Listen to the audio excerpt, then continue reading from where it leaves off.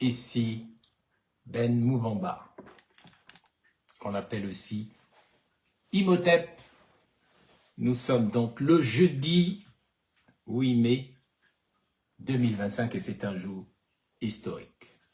Historique pourquoi? Parce qu'au-delà de l'Église catholique et des croyants de cette Église, il s'est passé à Rome un événement qui marquera l'histoire et cela concerne les 5 continents, l'Afrique y compris. Cet événement historique nous concerne, nous en tant que Gabonais, et concerne l'humanité tout entière. En effet, au 5e tour de scrutin, les 133 cardinaux de l'Église catholique, l'Église universelle, l'Église de Rome, ces cardinaux ont donc décidé de porter à leur tête le cardinal américain, un cardinal américain qui a pris le nom de Léon XIV. Donc, au 5e tour de scrutin, est apparu à la cheminée de la chapelle Sixtine à Rome, selon la tradition, une fumée blanche annonçant le choix très rapide en 24 heures d'un pape alors qu'on pensait que les choses allaient durer longtemps. Je suis venu parler ce soir en tant qu'Africain, en tant que croyant, en tant que philosophe surtout. Mes chers compatriotes, en tant que enseignant, en tant que docteur en philosophie, docteur en sciences politiques également, très humblement, je me dois de vous parler pour que les choses soient bien évidentes et ce sera comme à mon habitude en 3 parties. La première partie va porter sur la signification du vote des cardinaux ce soir 8 mai 2025 à 18 h, passé de quelques minutes, l'élection de ce pape américain et ses incidences sur le monde en général, sur le monde d'après et sur le Gabon d'après. Ensuite, je dirai un mot sur la fin du monde. Qu'est-ce que ça veut dire, l'apocalypse, la révélation, parce que nous entrons dans une période apocalyptique dont il ne faut pas avoir peur. Et enfin, je terminerai mon propos sur la question gabonaise, étant entendu que l'Église catholique y joue un grand rôle, a une influence prépondérante depuis la nomination de l'évêque originaire de la 9e province du Gabon, le Wellington, de l'évêque qui était alors l'évêque de Yem de l'époque, Basile V, qui a succédé à Anguillet, qui lui-même succédait à François Ndong. L'importance de ce vote pour la suite historique et politique de notre pays, c'est important que les gens soient éclairés, car ainsi qu'il est indiqué dans les évangiles, je crois que c'est Jean 8, la vérité vous rendra libre. Si vous ne connaissez pas la vérité, vous ne pouvez pas être libre. Nous marchons dans les ténèbres parce que nous ne sommes pas dans la vérité. Et nous marchons dans l'obscurité, selon qu'il est bien défini qu'il y a 2 obscurités. Il y a l'obscurité, bien sûr, du mal qui s'exprime dans la vie physique tous les jours. Et puis il y a l'obscurité de l'ignorance. Quand nous marchons dans l'ignorance, nous marchons dans les ténèbres. Et c'est pourquoi je viens m'adresser à vous ce jeudi 8 mai 2025, qui est un jour historique, que l'on soit catholique ou pas. Nous sommes d'abord avant tout des humains et tous les phénomènes nous indiquent que ces phénomènes touchent toutes les consciences. Ce qui se passe dans l'islam, la guerre actuelle entre le Pakistan et l'Inde, entre les bouddhistes et les hindous, ça nous concerne, nous sommes humains Et ça a une incidence sur nous, tout comme les problèmes en Israël, en Palestine, au Moyen-Orient, les problèmes entre l'Ukraine et la Russie, les problèmes entre le Rwanda, la République démocratique du Congo, les problèmes en Amérique du Sud. En fin de compte, nous vivons tous, au-delà de nos différences culturelles, nous vivons sur une seule planète.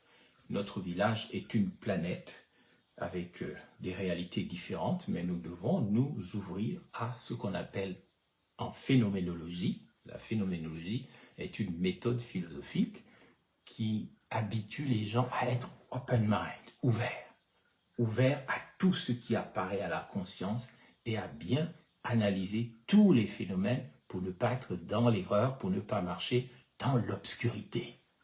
Mes chers compatriotes, que s'est-il passé aujourd'hui au Vatican, à Rome, alors qu'on s'attendait à un conclave, à une réunion des cardinaux qui serait long, parce qu'on dit qu'il y a des divisions entre les progressistes qui veulent galvauder le sacré, qui sont tout le temps dans les ambiances, ils dansent dans les églises, ils font du n'importe quoi avec les LGBT, tout ce qu'on veut, ils veulent être ouverts au monde. Ça, c'est ce qu'on appelle le courant progressiste. Et le courant conservateur, on pensait même là aussi qu'il allait y avoir un pape noir à la personne du Guinéen Robert Sarah. On a fait de la couleur finalement le signe du fameux pape noir. Et on s'est trompé, les gens se sont trompés en pensant que le pape noir était ou pourrait être Sarah. C'était une vision très artificielle. Et la providence, qu'on appelle aussi la providence universelle ou le Saint-Esprit, c'est selon, chacun en pense ce qu'il veut, a déjoué tous les pronostics. Mais attention, il y a un phénomène, et je vais commencer par là, qui s'est passé au Vatican, et je viens vous éclairer à ce niveau pour que vous compreniez bien. Et c'est la première partie de mon propos, parce que, alors que les autorités gabonaises qui sont toujours dans les ténèbres, qui ne comprennent rien à rien, qui pensent que parce qu'ils ont un petit pouvoir dans les mains, ou les Guilloyers, Mundouga machin, Barreau Chambrier, et puis voilà, je suis ministre, je commande, c'est moi, on m'a élu, c'est moi, vous êtes mes propriétés, c'est moi votre chef, vous n'avez rien à dire, allez vous les partis politiques, allez, on retourne vers le parti unique, vous veuillez m'adorer, sinon je vous mets en prison, je vous torture. Pendant que le Gabon, ceux qui dirigent le Gabon, toutes les forces vives de la nation semblent tourner en rond, sans savoir où nous devons aller, à part le culte de la personnalité d'Oligui Nguema. Il n'y a rien au Gabon. Tout le monde est là en train de faire quelque chose de très mal, qui est une obscurité. Les religieux adorent un président se prend pour presque un leader spirituel. Vous avez un pouvoir de gens qui sont parfois des criminels, qui sont toujours là, et les gens trouvent ça normal, on se ferme les yeux, on ferme les oreilles, on ferme la bouche, c'est les trois singes, on n'a rien dit, on n'a rien à dire, on n'a rien vu, on n'a rien entendu, on avance comme ça. Mais il est de mon devoir de rappeler aux lumières gabonaises, parce qu'il faut que dans un pays, il y ait toujours des lumières. Aux lumières gabonaises, ne vous laissez pas contourner, que vous soyez dans la politique, dans les forces vives de la nation, dans le monde économique, dans le monde religieux, dans le monde associatif, dans le monde culturel. Je vous en prie, ayez les yeux ouverts, privilégiez l'obéissance à la vérité et non pas le mensonge à cause de l'argent, à cause des postes, à cause des jeux de position. Notre pays n'ira pas loin dans cette perspective, même si nous avons un homme qui va au Vatican en disant « Allez, c'est moi, je dois absolument saluer Donald Trump, le président américain, pour qu'on me voie. Je peux même mendier un salut du président Macron. » C'est ce m'as-tu vu, ce n'est pas ça la vérité, ce n'est pas ça l'obéissance à la vérité. Nous avons un pays qui doit s'inscrire dans l'histoire du monde de manière tellement originale que là où nous allons sans vision et dans le mensonge, ce n'est pas bon, je suis au regret de le dire. Et ce n'est pas qu'être aigri que de dire cela, c'est tout simplement obéir à la vérité.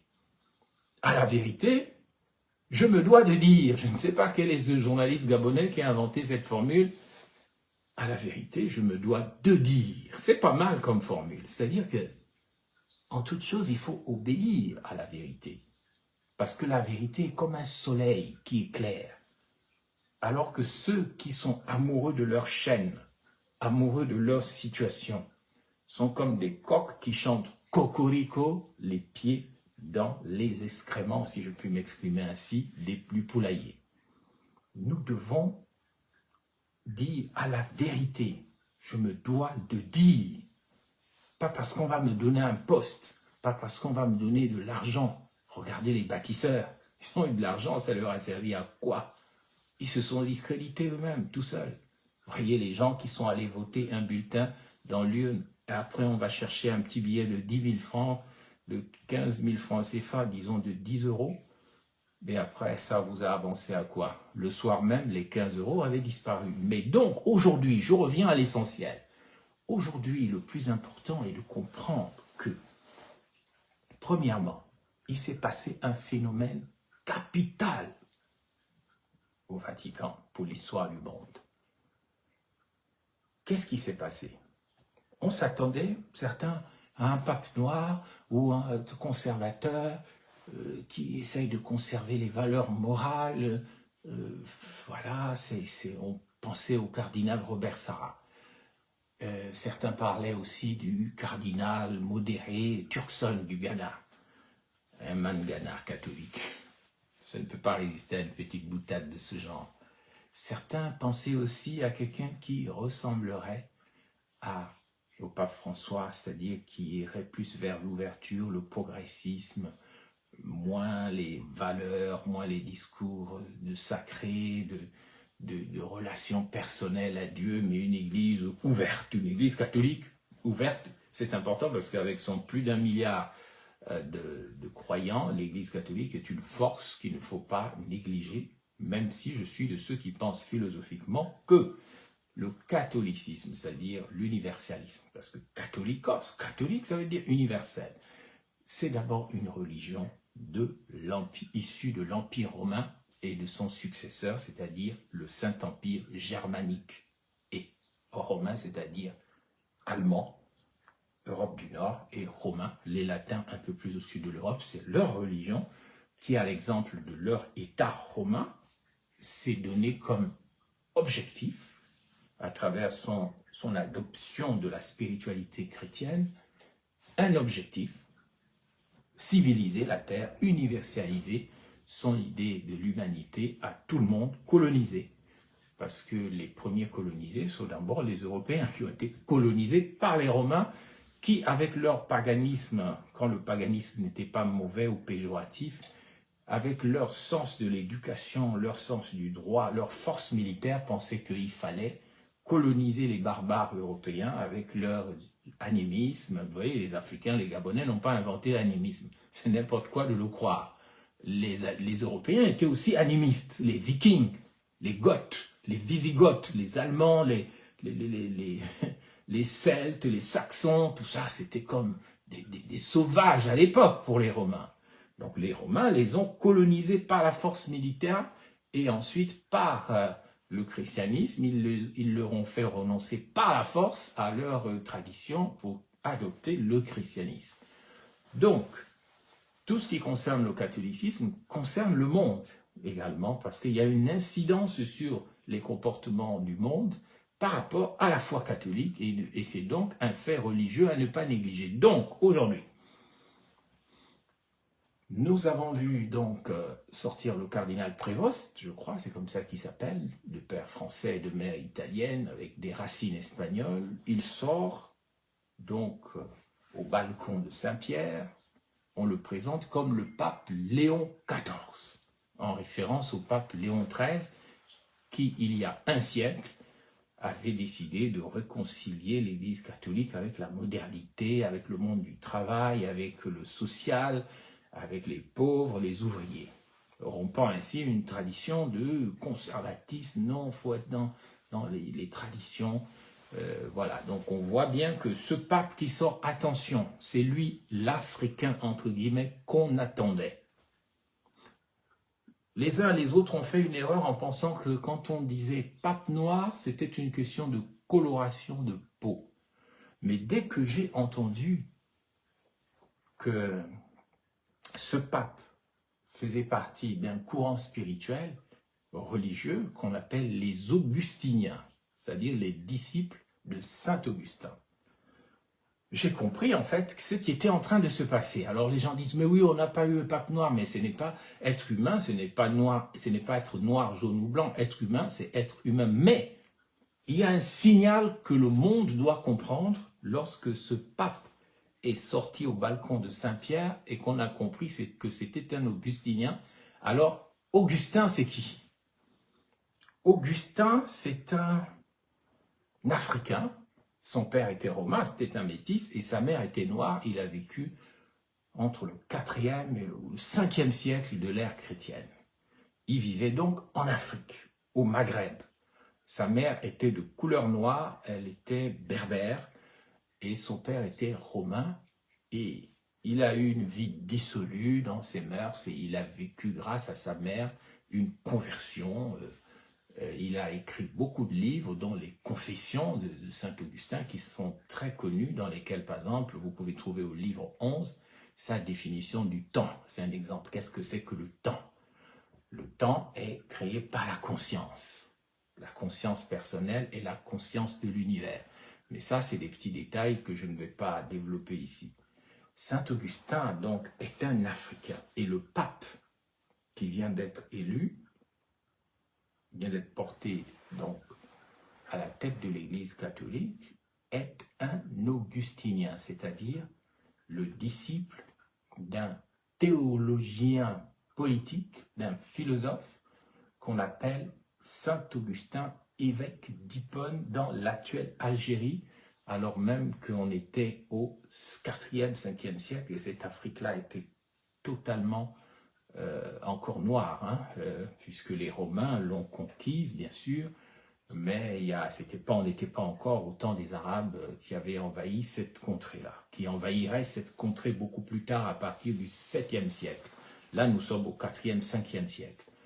Alors, quelle est la signification de Saint Augustin dans cette affaire? Moi, je le dis modestement, j'ai soutenu une thèse de philosophie sur la signification de la paix dans l'augustinisme à l'université de Reims. La question de la paix, la doctrine de la paix chez Saint Augustin a été le sujet de mon travail en doctorat de philosophie. Mon doctorat, ma thèse de philosophie porte sur ces questions, sur la doctrine de la paix chez Saint Augustin. Et en fait, j'étais très frappé tout à l'heure lorsque le nouveau pape Léon XIV a beaucoup insisté sur la paix et sur le fait que le mal ne l'emportera pas. Et déjà sur son accoutrement, il a repris des habits beaucoup plus pontificaux que le pape François et beaucoup plus royaux que le pape François. Il a indiqué donc qu'il allait essayer de réunifier les choses qui sont distendues, qui sont divisées au sein de l'Église catholique, mais peut-être aussi il a envoyé un message au monde pour un monde d'après, un monde nouveau, basé sur la paix et sur la réconciliation des êtres humains entre eux.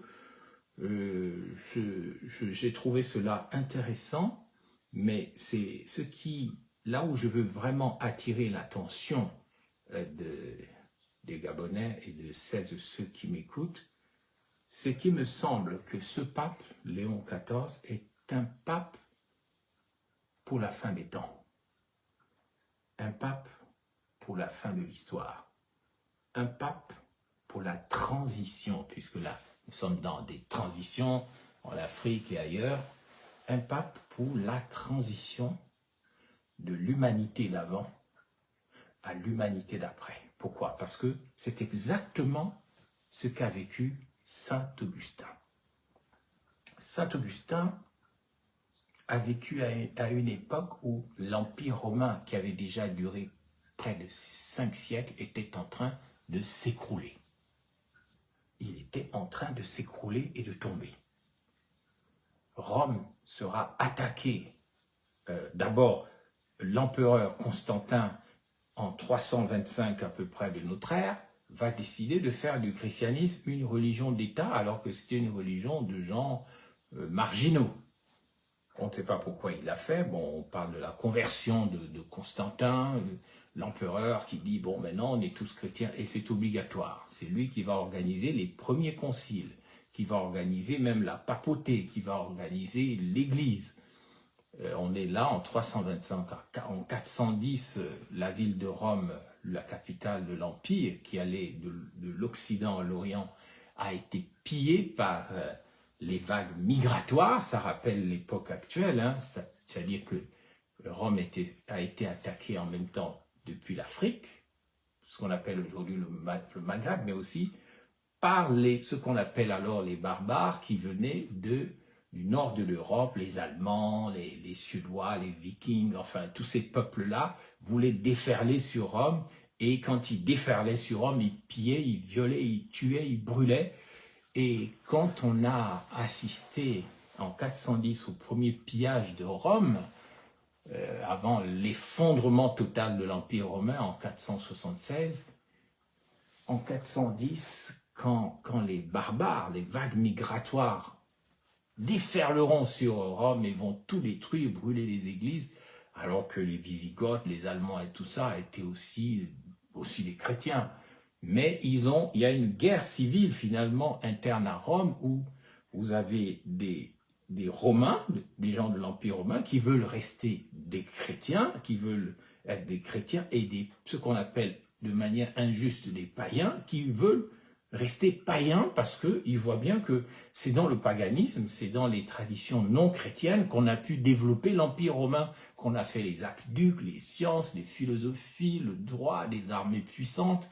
Maintenant, depuis qu'on a intégré les chrétiens dans l'Empire romain, c'est là qu'on est envahi, c'est là qu'il y a des vagues migratoires, c'est là qu'il y a des barbares partout, c'est là que l'armée s'effondre. Eh bien, Saint Augustin va donc répondre à l'accusation des Romains au 5e siècle, alors que l'Empire est en train de s'écrouler. Il va écrire l'œuvre majeure sur laquelle j'ai travaillé dans ma thèse de philosophie. Ça s'appelle Civitas Dei en latin, et ça s'appelle La cité de Dieu en français. Et c'est de là que j'ai tiré un concept qu'on appelle en grec théopolis, la cité de Dieu, un concept qui m'a d'ailleurs été volé par plein de personnes depuis 30 ans, parce que je l'ai inventé en 1995, même au Gabon, on me l'a appris, en France, aux États-Unis, théopolis partout, théopolis par là. C'est un concept que j'ai inventé à partir d'Augustin. Et l'augustinisme dont se réclame le pape Léon XIV, c'est une conscience de la fin du monde. Et dans la deuxième partie, je vais dire qu'est-ce que c'est que la fin du monde. C'est une conscience que nous sommes arrivés à la fin de quelque chose. Nous sommes arrivés, ça c'est la vision de saint Augustin dans la cité de Dieu. Parce que dans cette œuvre, il montre bien que il n'y a pas ici-bas de cité permanente, comme dans l'Épître aux Hébreux, chapitre 11. Il n'y a pas de paix possible dans ce monde. La paix qu'il faut rechercher est d'abord une paix intérieure. Chacun doit rechercher l'équilibre intérieur, l'harmonie intérieure dans son corps, dans son âme, dans son esprit. Et c'est à partir de cette position de guerrier pacifique. Le guerrier pacifique, c'est quelqu'un qui fait d'abord un travail sur soi-même afin d'impacter son environnement. C'est pas quelqu'un qui cherche d'abord à changer l'environnement, à changer le Gabon, à changer l'Afrique, alors qu'il ne sait pas changer lui-même. Parce que quand on ne sait pas changer soi-même, on travaille à partir de la haine des autres, on veut les détruire, on ne les aime pas, on se comporte comme des démons, comme des militaires. Les militaires ne savent que tuer, ils ne savent qu'attaquer, mais ce sont des guerriers purs et durs, tandis que le guerrier pacifique, c'est quelqu'un comme Mandela, c'est quelqu'un comme le Mahatma Gandhi. Ce sont des gens qui font d'abord un travail sur eux-mêmes, peut-être par la prière, par le jeûne, par les études, par les grèves de la faim, par tout ce qu'on veut, qui impacte l'intérieur de quelqu'un et il devient lumineux comme le Bouddha, comme Jésus, comme Moïse. Son énergie est tellement forte que il influence son environnement positivement. C'est ce qu'on appelle le guerrier pacifique. C'est différent du guerrier militaire qui, lui, ne pense qu'à régler les comptes aux gens. Parce que le guerrier militaire, on le voit au Gabon, il est rancunier, il n'oublie jamais. Tout ce qu'il cherche, c'est la vengeance, c'est tuer, c'est montrer qu'il a des pistolets. Il oublie qu'avec les fusils, on peut tout faire sauf s'asseoir dessus. On ne peut pas asseoir un vrai pouvoir sur la violence, sur les armes. On ne peut l'asseoir que sur une légitimité ontologique, c'est-à-dire quelque chose qui a du sens, qui est profond, qui n'est pas basé sur un comportement animal, un peu comme les mâles dominants chez les singes, les primates. Le primate qui est le plus fort, celui qui domine les autres, c'est celui qui frappe les autres, qui prend toutes les femelles pour lui, toutes les bananes sont pour lui, il n'y a que lui, il n'y a que lui, il n'y a que lui. Et on ne peut arrêter ça qu'en attaquant le vieux singe, le vieux mâle dominant, et les singes adolescents, quand ils veulent prendre le pouvoir, ils sont obligés de l'attaquer, et ça c'est un comportement animal, ce n'est pas du tout un comportement humain. Donc, ce qui s'est passé aujourd'hui, c'est très simple. La Providence a bien voulu positionner sur le trône de Pierre au Vatican un homme qui est un augustinien, c'est-à-dire un homme qui porte une théologie et une philosophie africaine, parce que Augustin est un Africain, il n'a vécu qu'en Afrique, il a vécu un peu à Rome, mais il est né, il a vécu et il est mort en Afrique du Nord. Sa mère était une berbère noire, son père était un Romain, un peu comme le nouveau pape Prévost qui s'est appelé Léon XIV, dont le père est français et la mère est italienne. C'est un métissage, quoi qu'on dise, en tout cas au niveau des patries d'origine des parents. Donc, retenez bien que Augustin, le philosophe, le théologien, le théologico-politicien ou le philosophe théologien Augustin est celui qui influence la pensée du nouveau pape et il est positionné là pour par la providence divine pour que les gens comprennent que nous sommes revenus au temps de Saint Augustin, le temps où l'Empire s'effondre, où l'Empire tombe sous les coups redoublés des vagues migratoires, les vagues que le cardinal Sarah a dénoncées, c'est-à-dire on arrache par exemple à des pays leurs intelligences qui sont obligés de vivre ailleurs, et les gens pensent qu'ils arrivent dans un Eldorado, mais en fait ce n'est pas un Eldorado. Et puis tous ceux qui organisent ce désordre ne sont jamais punis, et ça c'est un mystère de l'iniquité, c'est une activité du mal. Et j'ai bien aimé quand ce pape a dit « le mal ne l'emportera pas ».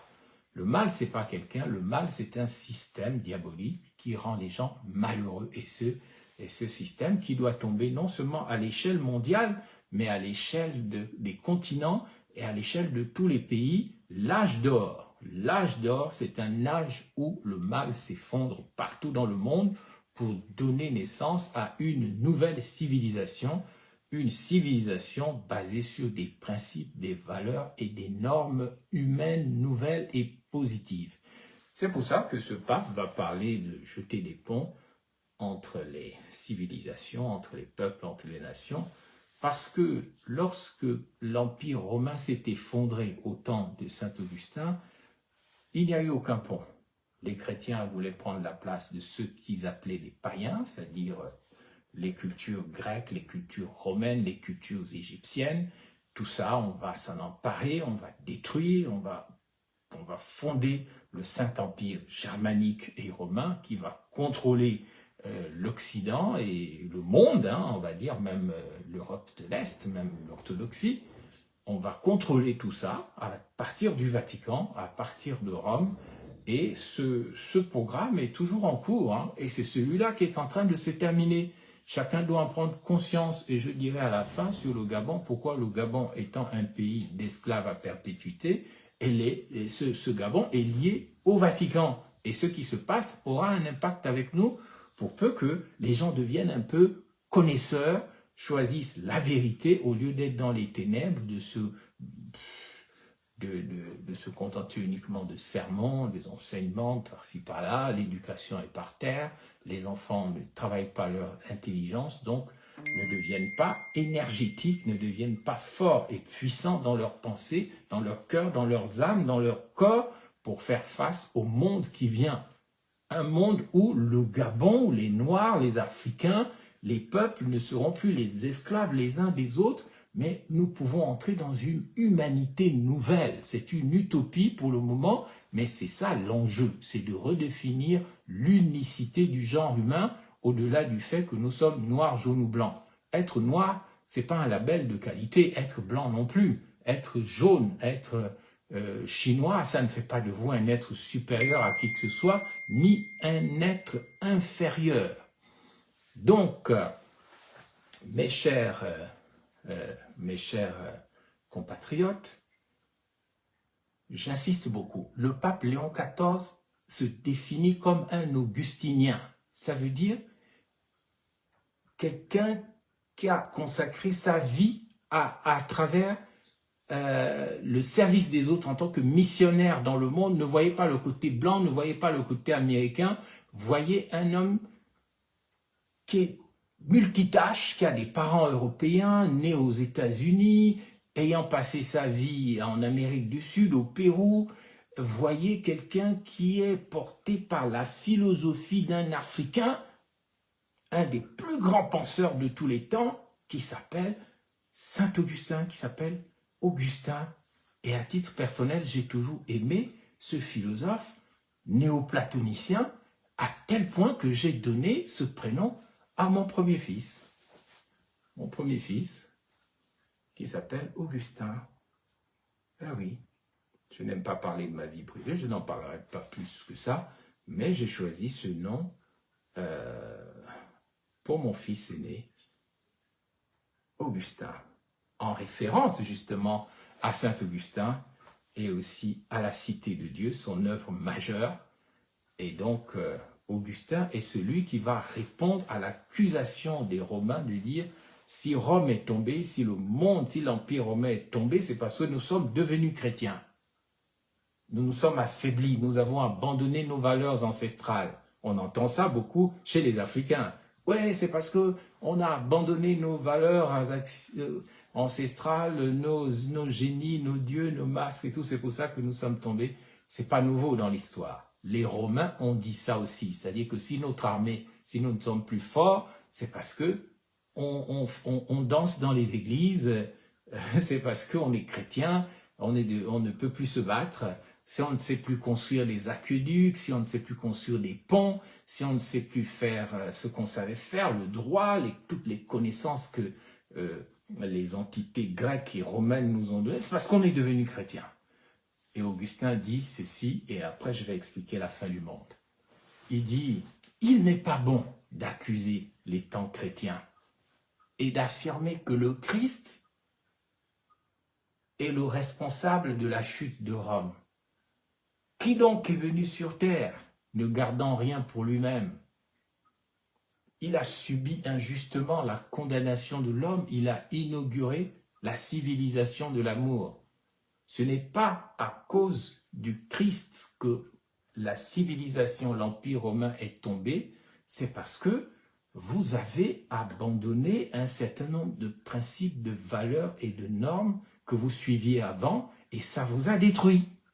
Je résume un peu les quelques chapitres de la Cité de Dieu. Et quand j'ai vu cet homme, Léon XIV, au balcon, les larmes aux yeux, j'ai senti un homme qui prenait conscience que là, nous sommes arrivés à la fin de quelque chose, au début de quelque chose aussi. Et c'est pour cela que je vais maintenant aborder le deuxième niveau de mon intervention d'aujourd'hui. Qu'est-ce que la fin du monde? Alors, il y a des gens qui vont vous dire, oui, la fin du monde, l'apocalypse, c'est, ça y est, on casse tout, c'est la fin. De toute manière, ça y est, bientôt, on va tous mourir. Avant, il y avait le Covid, machin, truc 19. On a failli tous y passer, on a failli se faire tous vacciner. Et de toute façon, maintenant, on va vers une guerre nucléaire de basse intensité avec l'utilisation des armes pas possibles et on va tous mourir. Ça commence entre la Russie et l'Ukraine, et puis il y a aussi l'Inde, le Pakistan, vous voyez le Rwanda, et puis Trump il arrive, il dit qu'il va faire la paix, et même le Gabon, au temps de Omar Bongo, voulait faire la paix en Afrique, ça n'a pas marché, et voilà que nous avons des présidents, des dictateurs partout, l'Afrique n'évolue pas, on est face au mal, c'est la fin du monde, ça c'est la vision qu'on a.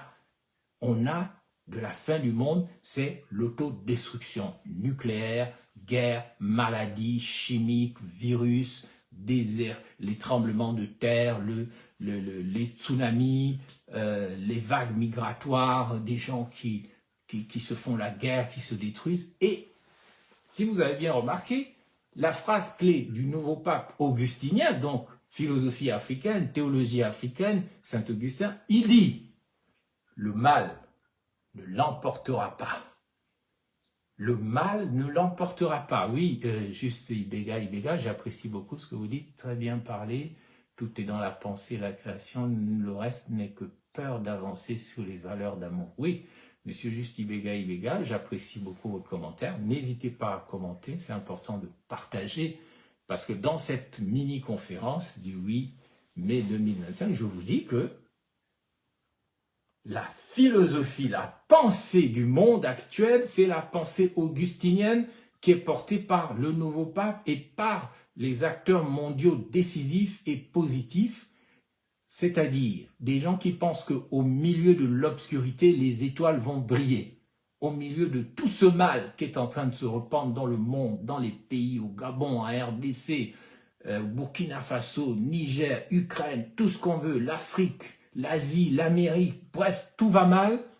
Léon XIV vient et il est un haut-parleur de tout ce que nous tous, nous pensons, mais qui n'a pas la même portée mondiale que lui. Il dit, le mal ne va pas l'emporter. Il parle comme Augustin, comme le théologien africain, Augustin, dont il est disciple dans son groupe religieux d'où il vient. Il est religieux à la base, c'est un ordre religieux, les Augustiniens, que j'ai beaucoup étudié. Il dit, au milieu de cette obscurité, au milieu de toute cette apocalypse, la guerre ne va pas, le mal ne va pas l'emporter. Ni au Gabon, ni en Afrique, ni en France, ni en Europe, ni aux États-Unis, ni en Amérique du Sud, ni au Canada, ni en Russie, ni en Chine. Le bien va finir par l'emporter. Au milieu de la nuit, la lumière des étoiles, c'est-à-dire la lumière de nos âmes, si nous prenons au sérieux le fait que nous sommes des âmes porteuses de lumière, chacun de nous, nous ne sommes pas là pour obéir au doigt à la couture, c'est enfin notre effort, notre sort vers je ne sais pas quoi. Nous ne sommes pas là pour suivre des bandits, des menteurs, des voleurs. Nous sommes chacun de nous des dieux, des demi-dieux, nous sommes des étoiles, nous sommes faits pour briller dans les ténèbres et chacun, personne n'a le droit de négliger le pouvoir qui est en lui. Le pape n'est pas mieux que toi. Oligui Nguema n'est pas mieux que toi.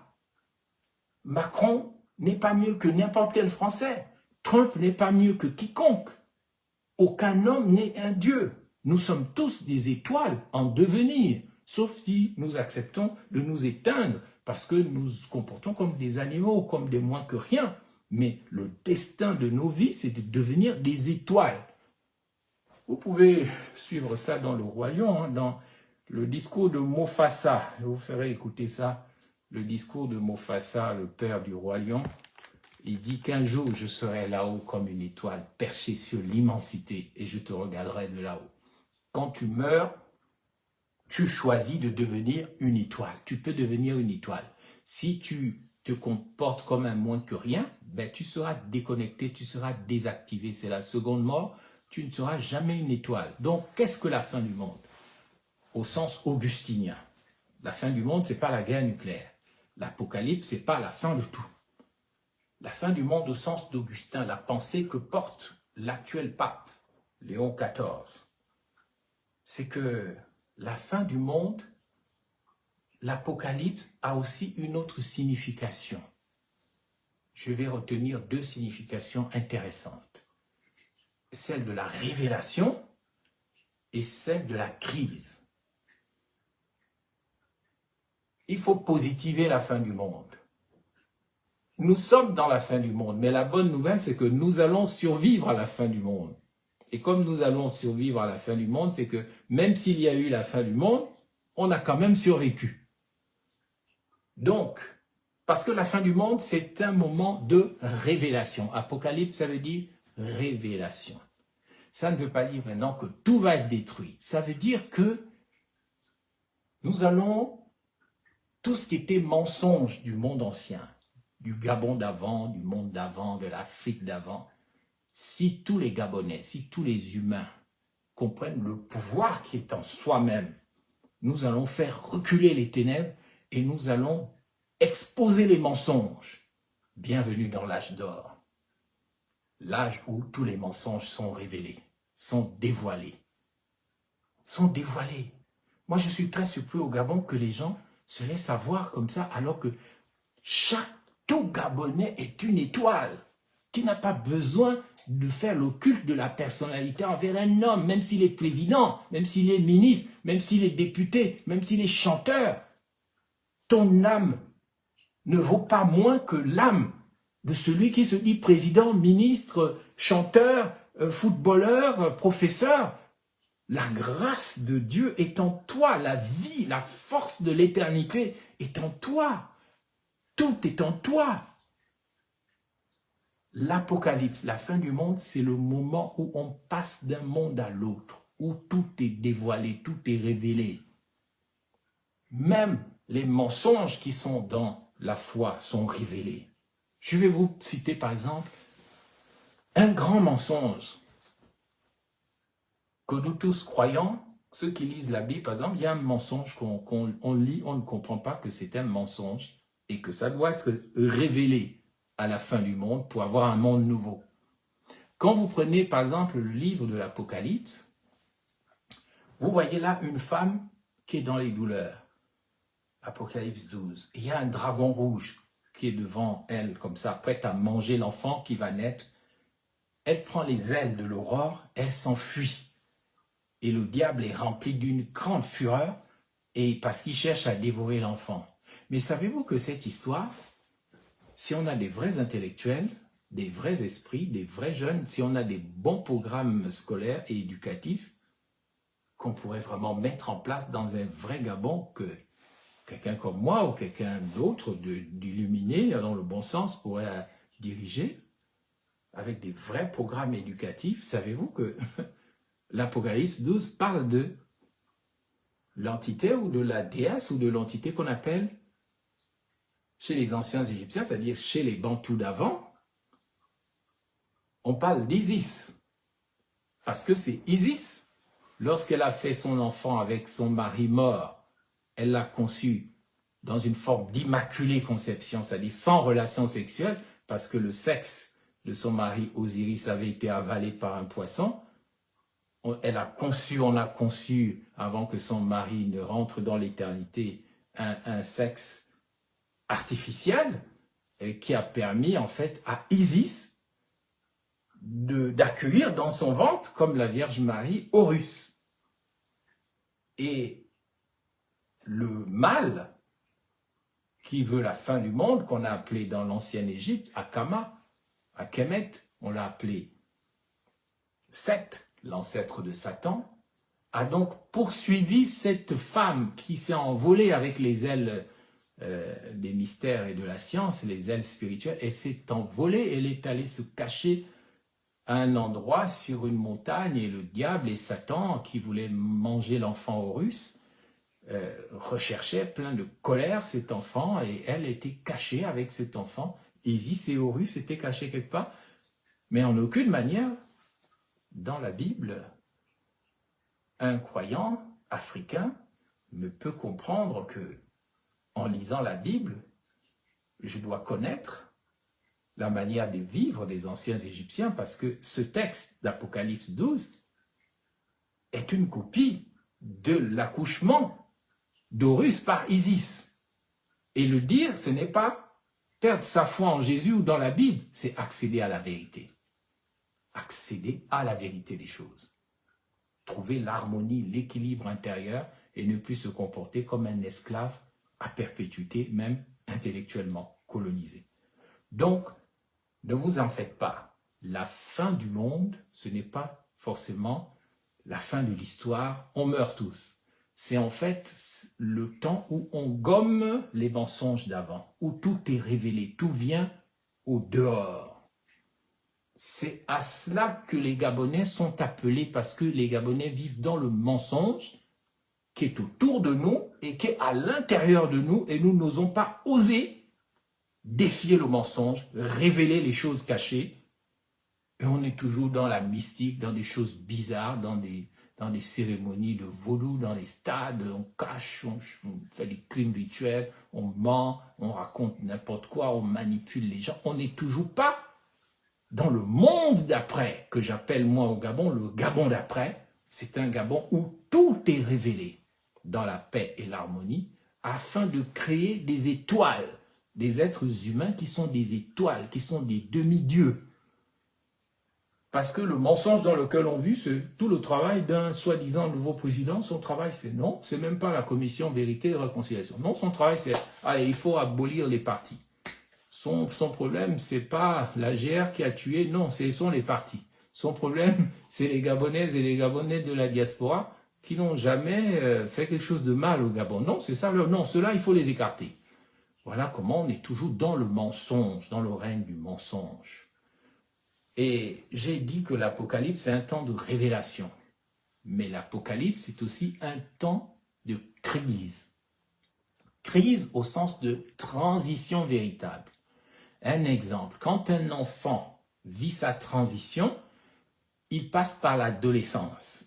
Et ce temps d'adolescence, c'est là que les petites filles ont des seins qui poussent, on a les poils, on a des odeurs, on est musclé, on grandit, le corps change. Ça s'appelle la transition d'un être humain vers l'âge adulte. Donc l'Apocalypse, ce n'est qu'une transition. Ce n'est qu'un passage d'un état à un autre. Nous devons donc nous préparer au Gabon et dans le monde entier à cette période qu'est la crise, qui est d'abord la révélation des mensonges, et la crise du positif, du passage transitoire d'un état à l'autre. Quand on passe de l'enfance à la vie adulte, on passe par une crise. Et cette crise, c'est une apocalypse. Ce passage est une transition. Il ne faut pas voir ça en mal. Ce n'est pas évident, c'est douloureux, c'est bizarre, les femmes ont des règles, les hommes ont des barbes, ils se découvrent dans un certain état corporel, psychologique, ils affrontent leurs parents, les garçons se mettent contre leur père, les filles contre leur mère. C'est une crise et ça pèse normalement dans l'âge adulte. Donc, je dis que dans ma première partie, je rappelle que, dans cette partie, je dis ce qui s'est passé au Vatican a un sens pour le monde. C'est bien un pape marqué par une philosophie et une théologie africaine qu'on appelle l'augustinisme, un courant sur lequel j'ai fait mon travail de philosophie, de doctorat en philosophie à l'université de Reims en France, et qui portait sur les doctrines de la paix, l'augustinisme et tout. C'était très passionnant. Et je me réjouis d'avoir fait ce travail, tout comme le travail que j'ai fait à l'École des hautes études en sciences sociales à Paris, un travail et sciences politiques. Je ne le dis pas pour m'en vanter, je rappelle toujours ça parce que je suis toujours étonné au Gabon, parfois quand je me fais insulter par des gens qui n'ont même pas fait le 1/10 de ce que j'ai fait dans la vie et que je ne raconte même pas, je garde tout ça pour moi, mais je ne le dis pas pour me plaindre, je le dis juste pour que les gens prennent conscience que vous tuez vos prophètes, vous tuez vos savants, vous tuez vos lumières, vous éteignez vos lumières, vous éteignez vos étoiles à vous et les étoiles des autres, vous les éteignez, et c'est ce qui explique que le Gabon et le monde sont dans les ténèbres, n'avancent pas. C'est parce qu'on éteint les lumières, on éteint les étoiles. Et ensuite, dans cette partie, je viens de rappeler que la fin du monde, l'Apocalypse n'est pas un mal. C'est un temps où tous les mensonges sont révélés. Et tous les mensonges doivent être révélés. Tous les mensonges du monde d'avant doivent être révélés pour que nous allions vers le monde d'après. Tous ensemble et dans une humanité réconciliée. Et aussi, j'ai dit que la fin du monde, l'apocalypse, c'est aussi une crise, c'est une transition et il faut accepter, c'est pas facile, mais c'est une sortie de la caverne, comme dit Platon. On passe des ténèbres où on était enchaîné vers la lumière, on devient adulte et responsable. Et je conclus maintenant sur les incidences de l'élection de Léon XIV sur le Gabon. Comme vous le savez, mes chers compatriotes, le Gabon est composé de plusieurs forces vives de la nation et parmi lesquelles il y a les forces religieuses. Et la force religieuse la plus forte est l'Église catholique, que je connais très bien. Il n'y a pas un évêque catholique au Gabon que je ne connais pas. Les prêtres, je les connais. J'ai été journaliste pour le Vatican. C'est même moi qui ai créé la radio catholique de l'Église du Gabon à la demande de l'archevêque de Libreville de l'époque, son Excellence Basile Mvé. Donc, je dis ceci. Si nous voulons, d'une part, tourner la page des mensonges qui bloquent le Gabon, et si nous voulons que la transition spirituelle, ontologique, parce que là, on n'a pas eu de transition, on a eu une fausse transition, on a eu une révolution de palais. On n'a pas eu une vraie transition. Parce que dans une vraie transition, on aurait dû, je vous l'ai dit, dénoncer les mensonges. Et ensuite, on aurait dû assumer la crise, la regarder en face, pour que nous puissions passer de l'âge de l'enfance, de notre état, à l'âge adulte. Or, qu'est-ce qu'on nous a présenté?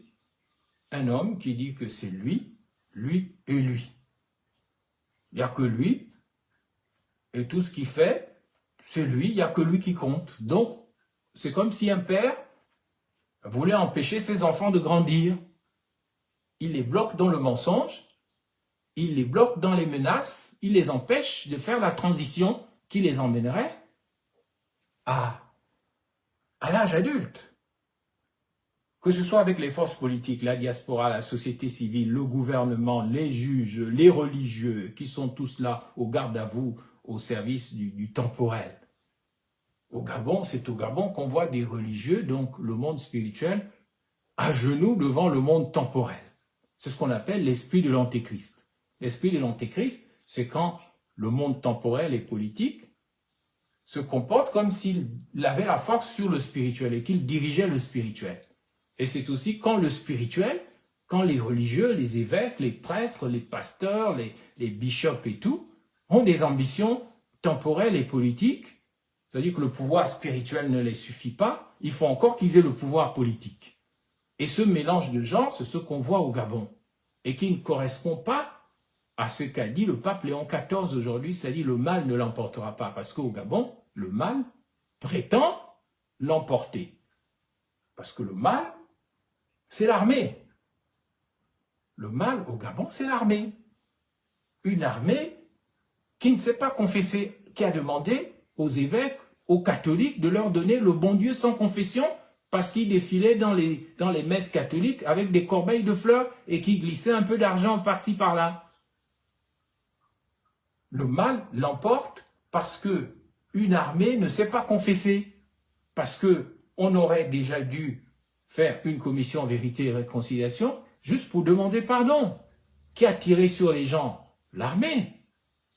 Parce que nous devons construire une armée nationale. Elle n'est pas nationale. Notre armée n'est pas une armée nationale, c'est-à-dire qu'elle ne représente pas la nation. Parce qu'une armée nationale, elle défend le peuple, elle défend les frontières, elle a aussi une capacité de se projeter au-delà des frontières dans le cadre de la défense des intérêts supérieurs de la nation. Aujourd'hui, nous ne pouvons pas dire que nous avons une armée, nous avons en fait des forces de défense et de sécurité qui travaillent comme des agents de sécurité au service d'un homme ou d'un groupe, d'une oligarchie, et qui sont prêts à faire feu sur un gamin à Port-Gentil, à tirer sur les gens, pour un oui ou pour un non, à fusiller les gens, comme ça se faisait à Orlando, à réprimer les manifestants. Et c'est cette armée-là à qui les religieux, les catholiques, vous avez donné à cette armée le bon Dieu sans confession. Sans confession, on ne peut pas dire que nous avons réglé la transition gabonaise. Nous sommes passés de l'âge d'enfant à l'âge d'adulte. Sans confession, nous ne pouvons pas dire que nous avons dénoncé les mensonges d'avant pour être guéris. Et pourtant, il y a un soldat romain qui a dit à Jésus, parce qu'il voulait la guérison de son enfant, il a dit, je ne suis pas digne, quand on dit à la messe catholique, je ne suis pas digne de te recevoir, mais dis seulement une parole et mon enfant sera guéri. C'était un militaire qui a dit ça, il l'a fait dans une vraie confession. Mais quand on voit les traditionalistes, les pasteurs, les bishops, les machins, les catholiques, les évêques, les prêtres et tout, donner le bon Dieu sans confession à un soldat romain légionnaire, c'est-à-dire à quelqu'un qui est au service de Rome, la Rome impériale et étatique, que ce soit dans sa dimension française ou france-africaine ou de l'État gabonais encore sous l'esclavage à perpétuité, quand vous faites ça, vous les catholiques du Gabon, vous empêchez la transition réelle, la transition ontologique, la transition spirituelle, la crise nécessaire qui permettrait à notre pays de passer de l'âge d'avant à l'âge d'après, à l'enfance, jusqu'à la vie d'adulte. C'est ce que vous avez empêché. Ça, je le regrette. Et vous avez, les populations sont manipulées, elles sont maintenues dans le monde d'avant, qui ne doit plus exister, qui doit changer, et les populations sont maintenues dans l'enfance, puisqu'on les manipule par la télévision, par des déclarations, par des enveloppes, on manipule les gens, et les gens ne grandissent pas. Et ils se comportent toujours comme des enfants. Donc le Gabon doit nécessairement grandir. Il faut des ponts. Il faut de vrais examens de conscience. Et pourtant, les catholiques sont les champions de l'examen de conscience. Je l'ai vu quand j'étais au séminaire à Saint-Jean en tant que petit séminaire, mais moi, je ne vois pas d'examen de conscience dans les forces vives de la nation. On veut rester comme avant. On se met des bandeaux dans les yeux. On fait comme les 3 singes, on se bouche les yeux, on se bouche les oreilles, on ferme la bouche, on ne dit rien, et les menteurs continuent de nous garder dans le Gabon d'avant. On le voit même dans les nominations, mais les gens ferment leur bouche. Il n'y a pas quelqu'un qui va se lever pour dire « mais on est en train de déconner là, qu'est-ce que c'est ça? Le monde est en train d'aller vers l'âge d'or, et nous on reste dans des choses comme ça, mais on ne va jamais évoluer. » On voit des gens vivre dans la misère totale. Et on sort des Rolls-Royce, des voitures qui coûtent des centaines de milliards. On montre des choses, on joue avec l'argent, sans aucune vision, sans aucun projet. Et c'est ici que, même si je ne me fais pas des amis en ce moment dans l'Église catholique, je le dis au nom de la vérité, au nom de l'amour, au nom de la justice. Vous les catholiques, j'espère que vous prendrez conscience de ce qui s'est passé à Rome aujourd'hui, de l'éveil de l'âge d'or africain à travers l'augustinisme du pape Léon XIV, que vous allez cesser de soutenir le mensonge, d'empêcher la transition ontologique pour des raisons matérialistes. Ça, je vous le dis, vous pouvez me critiquer comme vous voulez, mais on se connaît. J'appelle l'épiscopat catholique, le clergé, les églises chrétiennes à rompre avec le mensonge, rompre avec l'aveuglement, rompre avec la surdité. Il faut que les Gabonais grandissent. on peut pas laisser le peuple gabonais dans un état d'esclave à perpétuité, c'est-à-dire dans les boucadj, comme on dit chez les Pounous, c'est-à-dire l'infantilisme. On nomme des gens qui ont commis des crimes, on les promeut, puis tout le monde applaudit. C'est ainsi que s'éteint la démocratie, sous un tonnerre d'applaudissements. Et vous, vous êtes dans vos églises, vous vous taisez, vous dites « Ah oui, c'est bon. Ah oui, oui, non, c'est bon, c'est bon, c'est bon. » Envoyez l'argent. Il faut arrêter ça. Je pense que le Gabon d'après, comme le monde d'après, a besoin d'un espace civilisationnel où tout le monde est responsable de chacun. Et chacun est responsable de tout le monde. Où le mensonge est banni. Où les vérités sortent, mais pas pour régler les comptes. Mais juste pour être libre. Et c'est ici que je veux conclure avec le mythe de la caverne que peut-être quelques-uns connaissent, ceux qui ont fait de la philosophie. Parce que ce mythe de la caverne a été raconté par le philosophe Platon, qu'il a appris chez les Noirs en Égypte, dans les temples égyptiens, parce qu'il a passé 15 ans là-bas.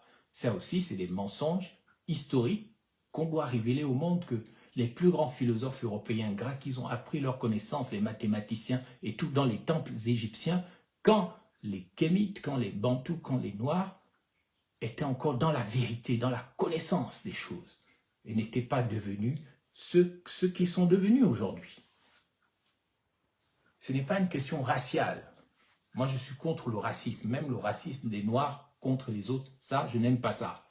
Mais par contre, il faut dire la vérité. Être noir, c'est pas un péché. Être noir, c'est pas mauvais. Être noir, c'est pas sale. Avoir des cheveux crépus, c'est pas une malédiction. Le dire, c'est dire que Dieu s'est trompé. J'appelle donc, pour terminer ce propos d'aujourd'hui, les Gabonais à prendre conscience de ce qui s'est passé à Rome en tant que ça correspond à une sortie de la caverne, comme dans le mythe de la caverne de Platon, j'allais le dire, Platon, et donc le courant qui a donné les néoplatoniciens, et Augustin est considéré comme un néoplatonicien, c'est-à-dire les gens qui pensent que la vérité est ailleurs, elle n'est pas dans les apparences qu'on voit là, c'est ailleurs, il faut chercher ailleurs. Donc dans la République de Platon, des hommes sont attachés dans le mundung, le mundunga, ça veut dire le trou, la caverne. Ils sont attachés avec des chaînes, des cordes, et il y a un feu devant eux ou derrière eux qui envoie des ombres sur le mur, et eux, ils pensent que les ombres qu'il y a sur le mur, c'est ça qui est la vérité. Mais il y a un d'eux qui se dit, à la vérité, je me dois de dire. Il casse ses chaînes, il sort, pas local, il sort au dehors. Et là, il voit le soleil, le Nyangou, le soleil de justice et de vérité. Et là, il voit les choses claires, sans iboga, sans aller dans le cerveau reptilien à travers un hallucinogène, à travers une plante hallucinogène qui a des vertus, mais qui a aussi parfois des effets secondaires négatifs. Il voit la lumière, il voit en fait les choses telles qu'elles sont, et il revient dans la caverne, dans la grotte que les Bapounos l'appellent Mundung. Mundung, c'est ça le trou noir. Et il dit aux gens, la vérité est ailleurs, c'est dehors, ne restez pas enchaînés dans votre grotte, dans votre caverne. Et là, les gens qui sont attachés avec leurs chaînes, leurs cordes, ils sont fâchés, ils se fâchent. Ils disent, mais toi, tu es qui? Tu te prends pour qui? Tu es fou. Ah non, nous, on aime mieux rester ici. Qu'est-ce que tu nous racontes comme mensonge que la vérité est dehors? Non, on s'en fout. Ils l'agressent, ils ne comprennent pas que ce que dit l'esclave vraiment libéré, pas comme l'esclave libéré du Gabon, qui est faussement libéré, ils ne comprennent pas que on leur dit, c'est ce qu'on leur dit là, c'est ça même qui est la vérité. Et donc, j'appelle non seulement le peuple gabonais, mais les peuples africains, les peuples du monde, à comprendre que ce qui se passe aujourd'hui, c'est la fin du monde de la caverne. où la conscience de l'humanité était enfermée dans un monde ténébreux, un monde qui adore des faux, du faux qu'on projette contre les murs, où souvent c'est les mâles dominants, les plus méchants, les psychopathes, les bandits, c'est eux qui vous commandent. Hein, si vous allez à la grotte de la prison centrale de Libreville, ceux qui commandent là-bas, c'est les plus méchants, c'est les plus voyous, c'est les plus pervers, c'est les violeurs, c'est les fumeurs de drogue et tout. C'est eux qui commandent dans le trou noir. Et c'est même choquant qu'on ait des prisons comme ça en Afrique. Ça nous avilit, ça nous déshumanise et ça montre qu'on n'est pas des gens. Il faut que tout ça s'arrête. Il faut balayer toute cette saleté, balayer tout ce passé pour regarder maintenant vers le futur en considération du temps présent. Mais comme j'ai vu les hommes politiques là qui étaient encore en train de... Hier, j'ai envoyé 2 représentants de mon parti à une réunion entre Oligui Nguema et les forces politiques. C'était honteux. Oligui Nguema s'est comporté là-bas comme un gars rancunier, arrogant, méprisant et menaçant envers les forces politiques. Et aujourd'hui, qu'est-ce que ces forces politiques ont fait? Ils ont fait une réunion pour se discuter encore. Oui, qui va faire les commissions pour faire comme Oligui a dit, comme le chef, toujours des esclaves, au lieu de se rebeller, mon Dieu. Même Assimi Goïta, qui est un grand général ou colonel au Mali, à partir du moment où il a dit aux Maliens qui l'ont porté au pouvoir, qui l'ont adoré, à partir du moment où il a osé dire « j'interdis les partis politiques ». Mais le Mali s'est levé, parce que eux, ils ne se considèrent pas comme des esclaves à perpétuité. Ils savent que le Mali est un ancien empire de Soundiata Keïta. Les Maliens savent qu'ils sont une grande civilisation qui a créé Tombouctou, mais les Gabonais ne réalisent pas que nous sommes une grande civilisation. On ne peut pas se comporter comme des imbéciles heureux, des idiots utiles à la soif de pouvoir de quelqu'un.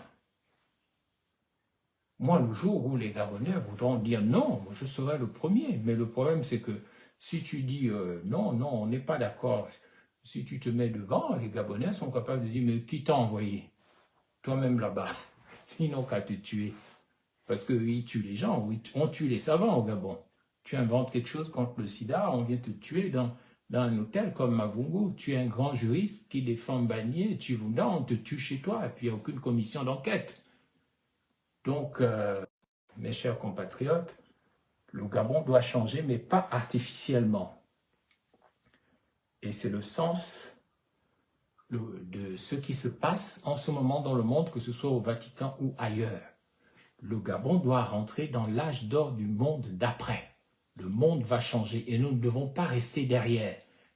Le problème, c'est que l'Afrique, qui est divisée de manière anormale, est commandée par des mâles dominants, par des gens qui ne pensent qu'à leur petite jouissance, leur petit plaisir, qui n'ont pas de vision et qui ne voient pas plus loin que leurs petits intérêts.